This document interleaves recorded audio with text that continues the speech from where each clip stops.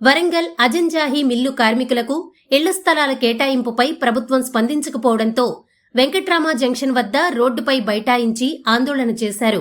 October 26, 2021 నాటి supreme court తీర్పు నేపథ్యంలో మిగిలిన 318 మంది లబ్ధిదారులకు కూడా ఇళ్ల స్థలాలు వెంటనే పంపిణీ చేయాలని చెప్పింది. కానీ అధికారులు, ప్రజాప్రతినిధులు స్పందించడం లేదు. వెంటనే 200 గజాలు బాధితులకు ఇవ్వాలని ప్రజా సంఘాలు డిమాండ్ చేశారు. అందరికీ సమానంగా స్థలాల కేటాయింపు ప్రక్రియ పూర్తి చేయాలని కోరుతున్నారు. లేని పక్షంలో ఆందోళన ఉద్రిక్తం చేస్తామని హెచ్చరించారు.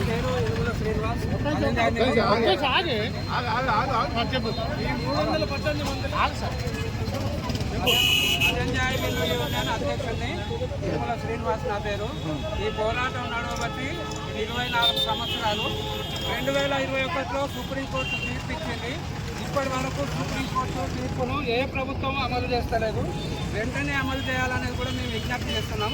రేవంత్ రెడ్డి ఇక్కడ పిసిసి అధ్యక్షుడు ఉన్నప్పుడు హెడ్ పోస్ట్ ఆఫీస్ దగ్గర మీటింగ్ పెట్టిన సందర్భంలో వచ్చి హామీ ఇచ్చిండు, మేము అధికారంలోకి వస్తే తప్పకుండా వెంటనే మేము సుప్రీంకోర్టు తీర్పును అమలు చేసి ఈ కార్మికులకు న్యాయం